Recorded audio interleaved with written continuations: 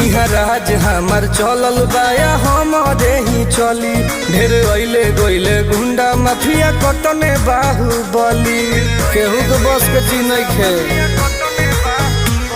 इहाँ राज हमार चलल बाया हमारे ही चली।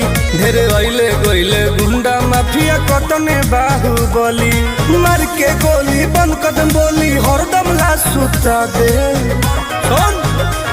माहौल जवन बदली ओहके दुनिया से उठा दे, माहौल जवन बदली ओहके दुनिया से उठा दे।